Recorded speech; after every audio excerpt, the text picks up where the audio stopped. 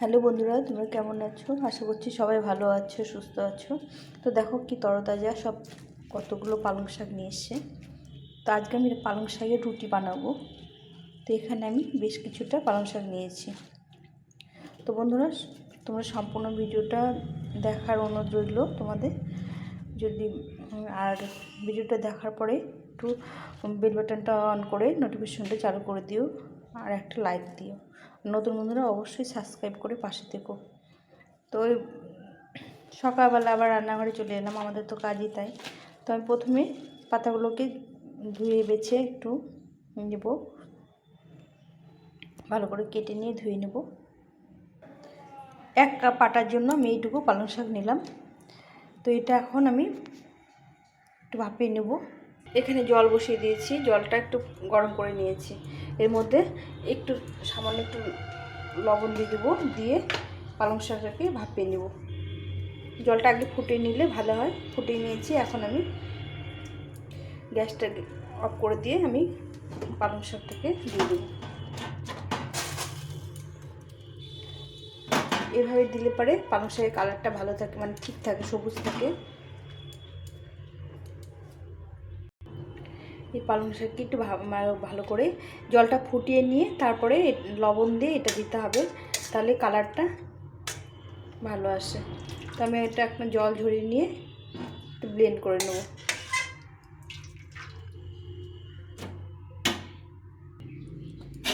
এখন মিক্সিং বোলের মধ্যে নিয়ে এখানে 1 টুকরো আদা আর 2টো কাঁচা লঙ্কা দিয়ে এটাকে ভালো করে, এখানে 1 কাপ আটা নিয়েছি। তো আমি রুটি বানাবো এটা, যার জন্য আটা নিলাম 1 কাপ। বাড়িতে যে রুটি প্রতিদিন আমাদের খাওয়া হয় সেই রুটিগুলোই হবে। তো আমি এর মধ্যে সামান্য একটু নুন দিয়ে নেব, একদম সামান্য, কারণ পালং শাকের মধ্যে একটু নুন দেওয়া আছে, দিয়ে সিদ্ধ করা আছে। তো দেখো এখানে আমি এটা ব্লেন্ড করে নিয়েছি, এটা দিয়ে মেখে নেব। এটা দিয়ে আটাটাকে ভালো করে মেখে নিতে হবে।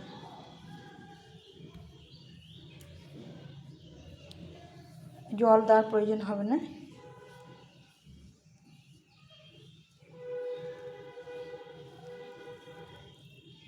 এইভাবে করে ভালো করে মেখে নিতে হবে। তো এইভাবে আটাটাকে মেখে নিয়েছি সুন্দরভাবে। এখন আমি রুটিগুলো ভেজে নেব। তো এইভাবে তোমরা করতে পারো, একদম সহজভাবে। আর এই রুটিটা খেতে ভালো লাগে, খাওয়াও খুব ভালো, পুষ্টিকর খুব। আর তোমাদের একটা টেস্ট আছে, সুন্দর একটা টেস্ট হবে। আমি আজকে পরোটা বানাবো না, আমি রুটি বানিয়ে দেখাচ্ছি। এরপরে যেদিন আবার একদিন তোমাদের পরোটা বানিয়ে দেখাবো। তো এইভাবে সুন্দরভাবে লিচিগুলো কেটে নিতে হবে। আমি মানে বিভিন্নভাবে রুটিগুলো বানিয়ে থাকি, পরোটাটা কম বানাই। তো এইভাবে রুটি খেতে ভীষণ ভালো লাগে, তোমরা একবার বানিয়ে দেখো। একদম পালং শাকের একটা ফ্লেভার আসে সুন্দর, কোনো মশলাপাতি না দিয়ে এইভাবে করা যায়। আর পরোটা বানালে একটু মশলা দিতে হয়, সেটাও খেতে খুব ভালো লাগে। তো আমার এখানে 6টা লিচি হলো। দেখো, আমি রুটি খুব মোটা করি না, একটু পাতলা পাতলা রুটি খেতে ভালো লাগে।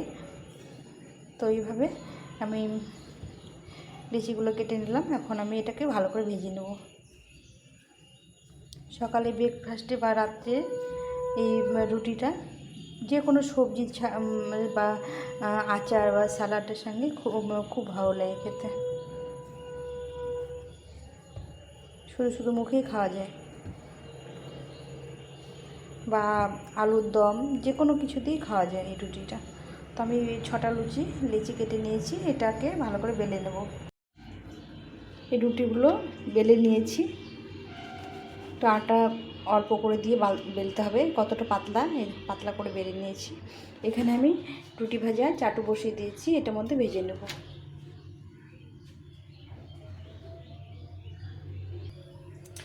তো এই দেখো এভাবে ভেজে নেব। আমি একসঙ্গে 2টো করে ভাজবো, আমি 2টো করে রুটি একসঙ্গে ভেজে নেব। একটা হয়ে গেল, আবার একটা দিয়ে দিয়েছি। আমি 4টে রুটিও এরকম করে ভেজে নিই।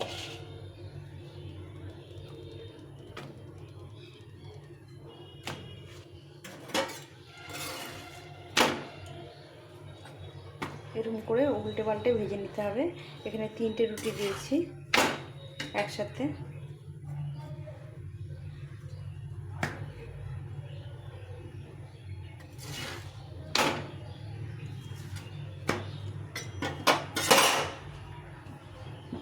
আরও একটা রুটি দিয়ে দেবো।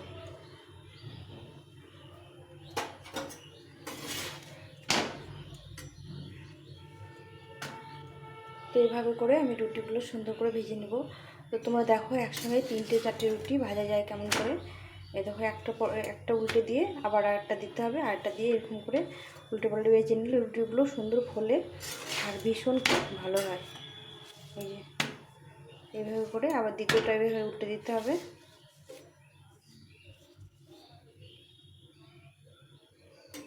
এখন এভাবে পুরোটা উল্টে দিয়ে আবার এইটাকে আবার নিচ থেকে উপর করে দিতে হবে। 3টে 4টে 5টা রুটি এভাবে ভাজা যায়। যেটা দিলাম আর এটাকে পাল্টে দিতে হবে এইভাবে। নিচেরটা হয়ে গেছে, নিচেরটা আবার উল্টে দিতে হবে। আর নিচ থেকে দেখো কি সুন্দরভাবে চাপা পেয়ে পেয়ে নিচের রুটিগুলো ফুলে ফুলে উঠে। এই দেখো ফুলে যায়, এটা কতটা ফুলে যাচ্ছে। এই দেখো নিচেরটা ফুলে গেছে। এখন নিচেরটা উল্টে দিতে হবে। আবার এখন যেটা নিচে থাকবে সেটা আবার সুন্দরভাবে ফুলে যাবে।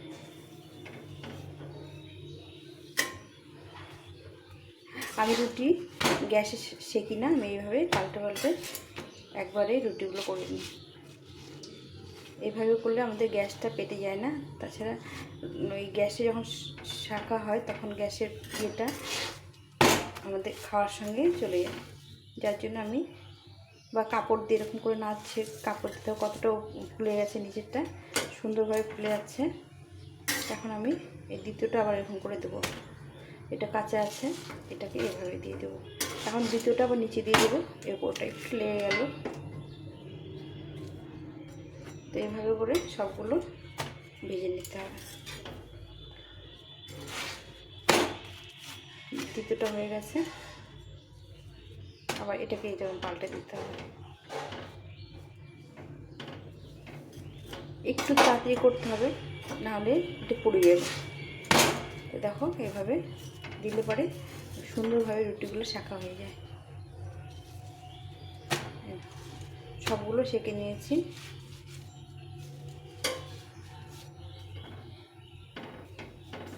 উল্টে পাল্টে সবগুলো সেঁকে নিয়েছি।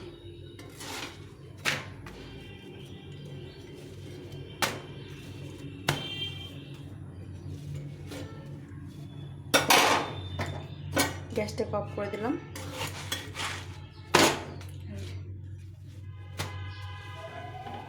একটা রুটি একটু লেগে গেল, দেখো নিচেরটা সুন্দরভাবে ফুলে যাচ্ছে।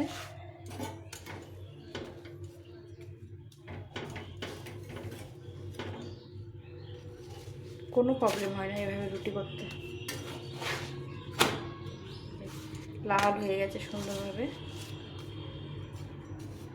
তো আমার রুটিগুলো হয়ে গেছে, এখন আমি এগুলোকে নামিয়ে দেবো।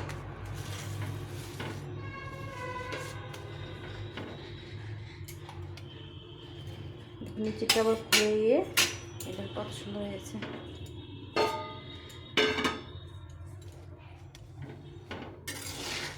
এভাবে আমি সবটা রুটি করে নিলাম। চাইলে তোমরা একটা করেও ভাজতে পারো। দেখো সুন্দর ফুলে যাচ্ছে। আমি এখানে একটা নিয়েছি।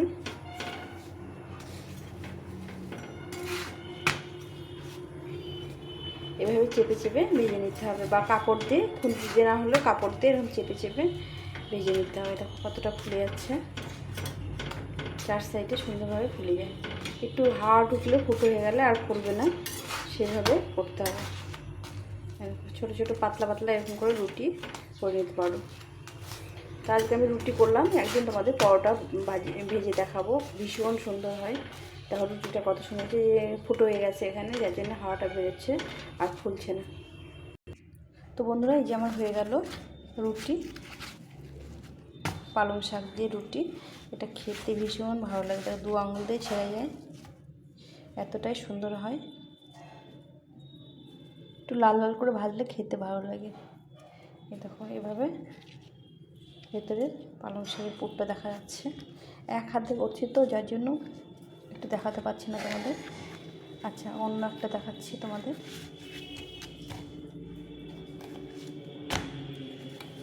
এটা দেখো সেম হয়েছে, গরম এভাবে, এই যে এভাবে ভেতরটা কি সুন্দর হয়েছে, দেখছো? খুব গরম আছে তো, যার জন্য করা যাচ্ছে না।